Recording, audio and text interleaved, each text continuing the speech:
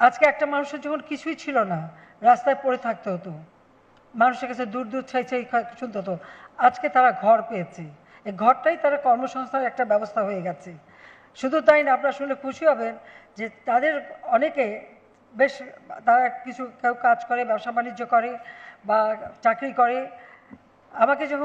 আমি যখন এটা ভিডিও কনফারেন্সিংয়ে উদ্বোধন করি, আমাকে যখন একজন বললেন যে আপা আমি একটা সেকেন্ড হ্যান্ড রেফ্রিজারেটর পেয়েছি, আমি কিনে নিয়েছি। ফ্রিজটা আমাকে দেখালো, আমি দেখলাম। আমাদের দেশের উৎপাদিত জিনিস, ঘরে টেলিভিশনও অনেকের আছে, একটা টেলিভিশন ছোট কিনেও তারা লাগিয়েছে। এই যে যে মানুষটা একেবারে রাস্তায় পড়া, তার কোনো এক পয়সা কামাই করা বা একটা থাকার জায়গা ছিল না, তাকে কিন্তু এইভাবে আমরা সহযোগিতা করেছি। আজকে 58টা জেলা ভূমিহীন গৃহহীন মুক্ত হয়েছে ইনশাআল্লাহ। মাত্র কয়েকদিনের মধ্যে, আর মাত্র